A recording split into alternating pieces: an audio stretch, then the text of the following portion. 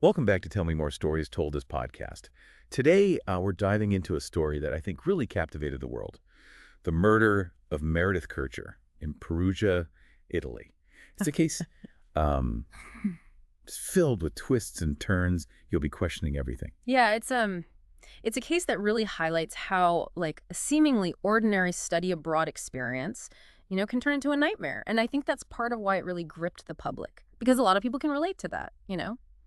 Being a young student in a new country, eager to explore and make friends. Yeah, for sure. It's that relatable aspect that just draws you right in.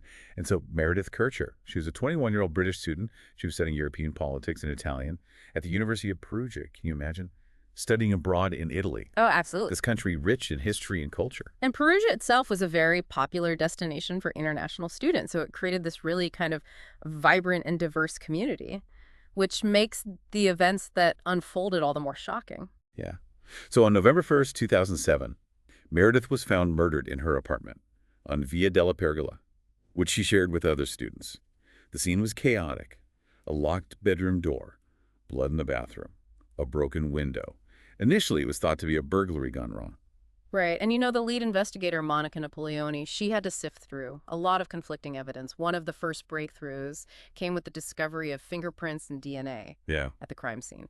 And they belonged to Rudy Guede. He was a young man from the Ivory Coast, but he had been living in Perugia.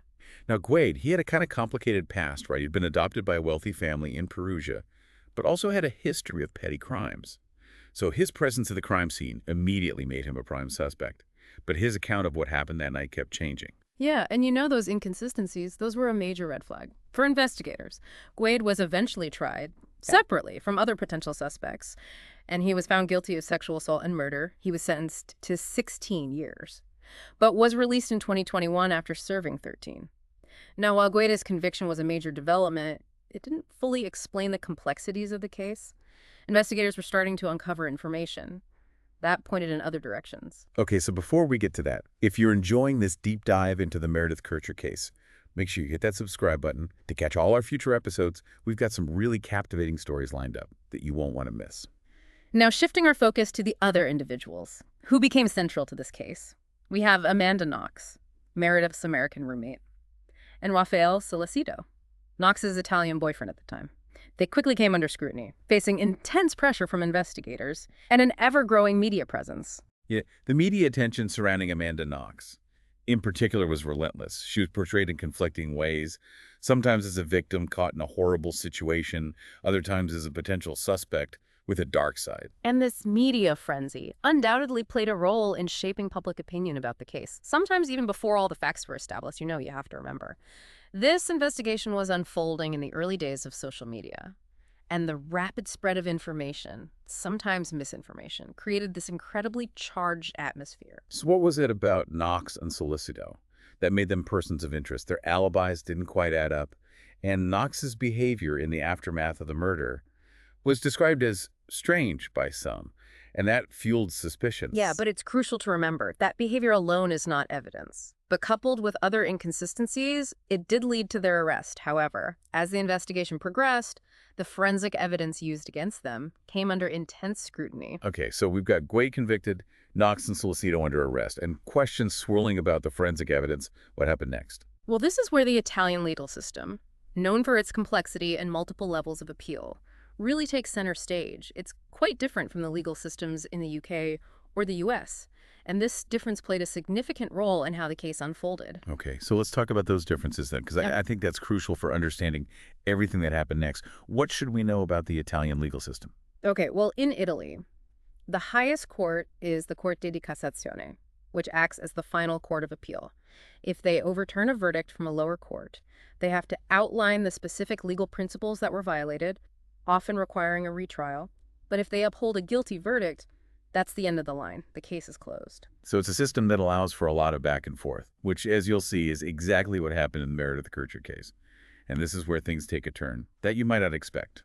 The first trial for Knox and Sollecito resulted in their conviction.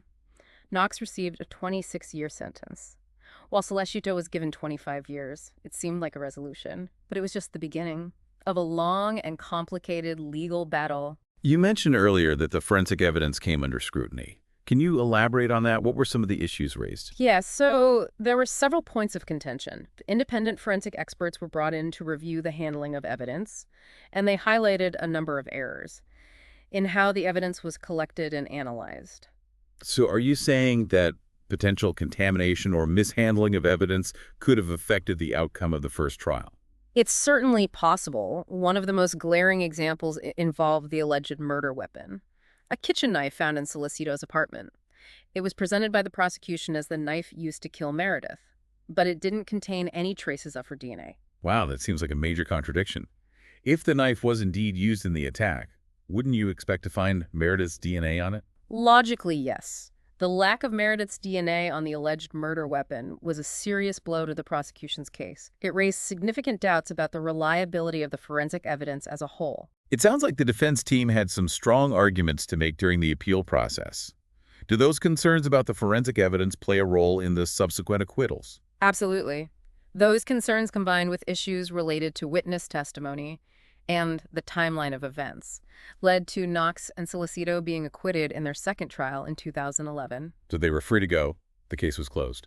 Not quite. As I mentioned before, the Italian legal system allows for multiple appeals, and the prosecution wasn't ready to give up. They appealed the acquittals, and the case went to yet another retrial, this time in absentia, as Knox had returned to the United States. A retrial in absentia. That's interesting. Can you explain what that means? In absentia means that the defendant is not present at the trial. In Knox's case, she chose not to return to Italy for the retrial, citing concerns about the fairness of the process. I can understand that, given the roller coaster she had already been through. But wouldn't being absent from the trial put her at a disadvantage? It's a complex issue. While it's generally considered advantageous for a defendant to be present at their trial, there are situations where a defendant may choose to be absent, particularly if they believe the legal process is biased against them. In Knox's case, her absence became a point of contention, with some arguing that it showed a lack of respect for the Italian legal system. So what was the outcome of this retrial? In a surprising turn of events, Knox and Sollecito were found guilty once again in 2014. The retrial judges reinstated the original charges and issued prison sentences, sending shockwaves through the legal community and the media. It's unbelievable how this case went back and forth. From convictions to acquittals and then back to convictions, it must have been an emotional whirlwind for everyone involved. Oh, absolutely. Imagine the uncertainty, the stress, the constant media attention. It took a toll on everyone, from Meredith's family seeking justice to Knox and Sollecito fighting to prove their innocence. And let's not forget about Rudy Guede, serving his sentence while the legal battle surrounding Knox and Sollecito continued to unfold. It's important to acknowledge the impact this case had on so many lives. Not just those directly involved, but also the public who followed the case closely. The media played a huge role in shaping perceptions, often blurring the lines between fact and speculation. Exactly. This case became a cautionary tale about the power of the media, particularly in the digital age. The rapid spread of information, often sensationalized or biased, created an environment where public opinion could easily be swayed, sometimes to the detriment of a fair and impartial legal process. So we're left with Knox and Sollecito convicted again. But Knox is in the U.S.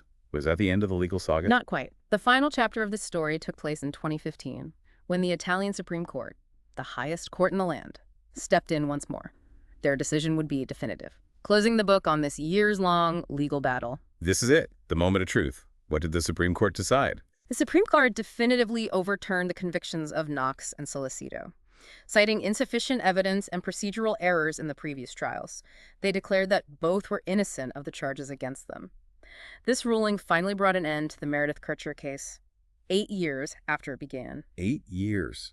That's an incredibly long time to live under the shadow of such serious accusations. What happened to Knox and Sollecito after their exoneration? They were finally free to rebuild their lives. Knox, who had become a symbol of the case, returned to the U.S.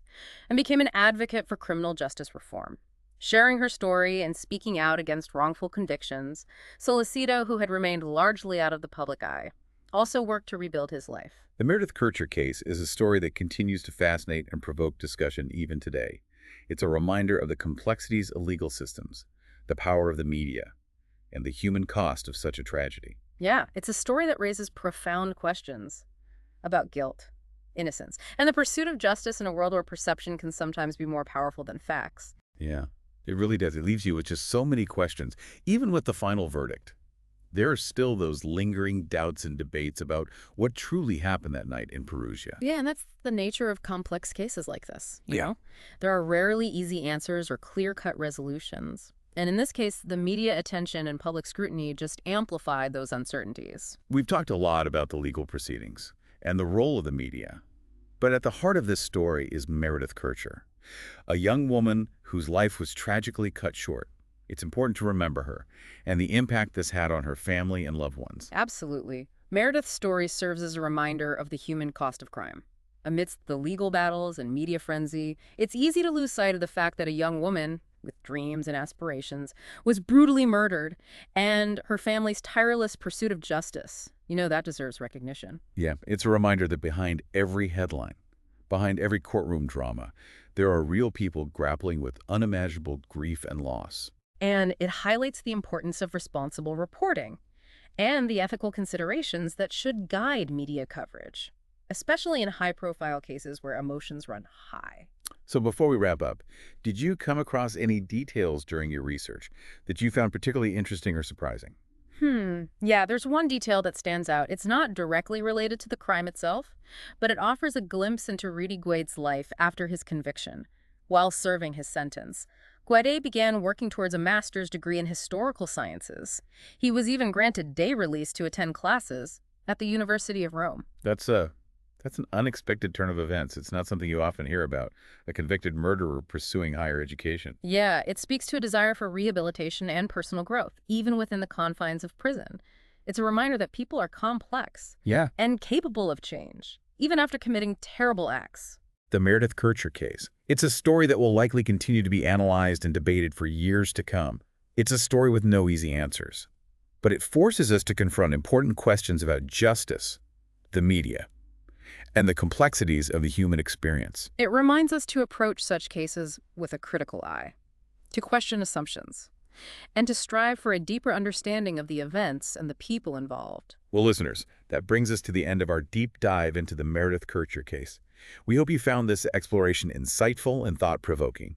If you enjoyed this episode, be sure to subscribe to Tell Me More Stories Told as podcast so you don't miss out on our future deep dives into captivating stories from around the world. Thanks for joining us. Until next time, keep exploring, keep questioning, and keep telling your stories.